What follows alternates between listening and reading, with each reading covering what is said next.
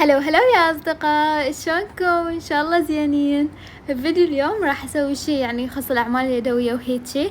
راح أستفاد من هاي علبة سائل الغسيل الفارغة، وراح أسوي بيها مسارية أو شي لطيف، لأن قبل فترة شفت هذا الفيديو بالإنستغرام وعجبتني الفكرة، فقلت أسوي نفسها بما إنه أنا عندي من هذا العجين وهيجي. فبالبداية هاي الأشياء اللي راح أحتاجها، أول شي وأهم شي اللي هي هاي عجينة السيراميك، تلقوها موجودة بالمكتبات أو يعني بمكان اللي يبيع هيجي سوالف مال أقلام وألوان وأدوات رسم وهيجي. فهاي الألوان همين وياها ألوان سيراميك، وهذا همين يعني يلمع الأشياء، مثلا إذا أصنع كوب أو شي وبعدين أرش عليه من هذا يصير الكوب يلمع ولطيف وحلو. فهسه خلينا نحضر المكان قبل لا أبدأ أسويه. أول شي حتى ما يخرب المكتب أكيد راح أجيب من هذا ال نسيت اسمه. المهم أغلف في المكتب هيجي على مود ما يخرب ولا لوحة ألوان ولا عجين. هسه أول شي هذا هي هاي العلبة مال سائل الغسيل اللي راح استعملها، هيجي شكلها. راح اجيب هاي اللي تفر مال كيك، بس ما اعرف شنو اسمها، بس هي تفيدني لان اقدر افر بها الحاجة من اخلي شي بنصها وهيجي، فحسيتها كلش فادتني. فراح اخلي بالبداية العجينة وراح احاول اعجنها على مود تصير شوية طرية. هاي هنا طفت الكهرباء بس عادي مكملة. وبعدين راح اجيب شو اسمه الشبك او شنو تسموه ما ادري، بس يعني حتى امد العجينة اللي يشوفني عبالي قاعدة احضر اكلة وهاي الادوات مال الاكل، بس يعني ما ادري، انا حسيت هذني كلش فادني وهاي. فالمهم هسه هاي العجينة بعد ما فردتها راح اجيب شو اسمه العلبة مال سائل الغسيل، وراح اخلي عليها العجينة تصير شلون يعني هيك خفيفة حتى تصير نفس الجلاد، يعني بعتبر قاعدة اجلد العلبة وهيجي. فراح احاول هيجي اجعصها حيل على مود تلزق بالعلبة، وهمين احاول اسويها عدلة بالمي هيجي، امشي ايدي عليها على مود تصير عدلة.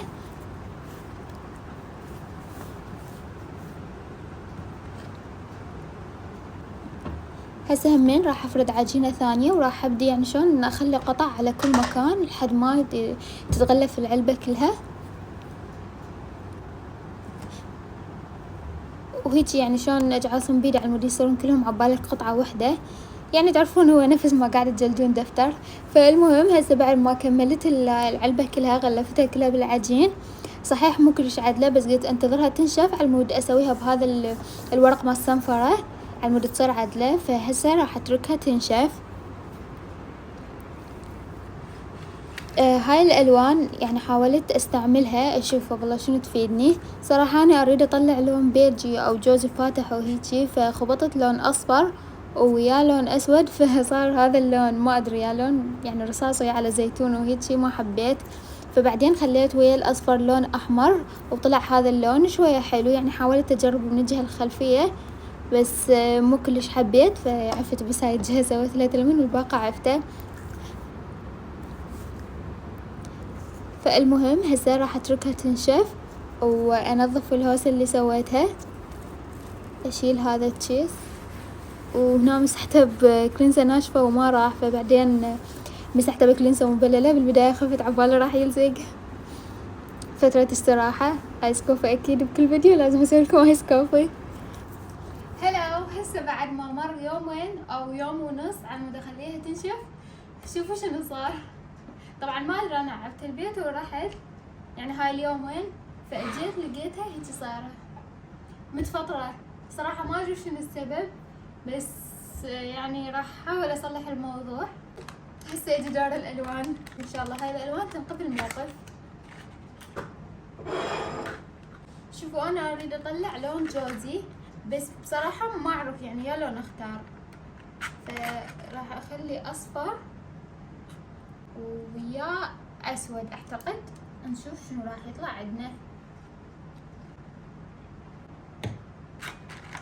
وهذا اسود، فنشوف نجيب منه اسود نخليه على الاصفر. صار زيتوني، راح اخليه شوية احمر.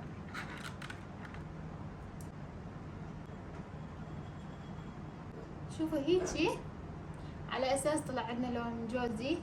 راح احاول يعني هيجي ارسم على الخطوط واشوف شنو راح يصير، بس بالبداية راح اجرب بالجهة الخلفية على مود اذا خربت عادي مو مشكلة.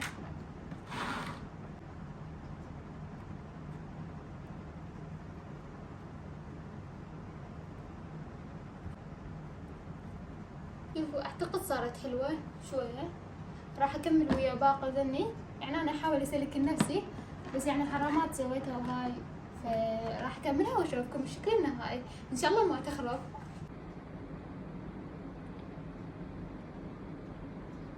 شوفوا هذا الشكل النهائي بعد ما حاولت ارجع الموضوع بالالوان.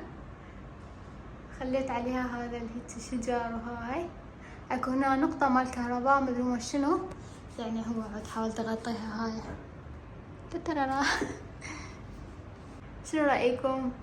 صحيح ما صارت نفس ما كنت متوقعتها، بس يعني احسها هيك صارت حلوة شوية بلون اللوحة والشجر وهيك، ما ادري احس اعطت لمسة لطيفة لهذا المكان.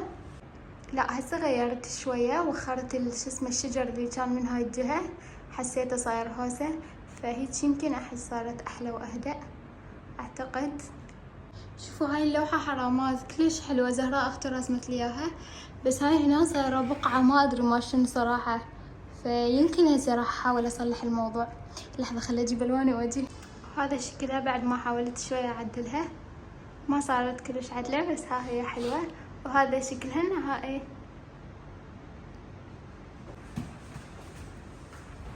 هاي الاشياء اللي سويتها باستخدام عجينة السيراميك. والبداية سويت هذا الصحن، وبعدين سويت هاي الاكواب مسموح التنمر عادي شكله انه جعمص بس عادي، يعني اول مرة اجرب اسوي كواب وهيجي.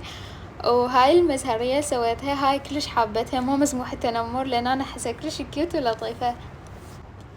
وهاي همين مزهرية ثانية، يعني جبت عجينة فردتها وبعدين خليتها على كوب وانتظرتها تنشف. ما اعرف شلون اشرح لكم هسه، بس ان شاء الله اصور لكم وانا اسوي نفسها وحدة كبيرة. وهاي مزهرية همين ثالثة. وهذني كل الاشياء اللي سويتهن باستخدام عجينة السيراميك سابقا. والى هنا يا اصدقاء وصلت لنهاية الفيديو. اذا مشتركين بقناة اشتركوا وفعلوا الجرس، وباي باي.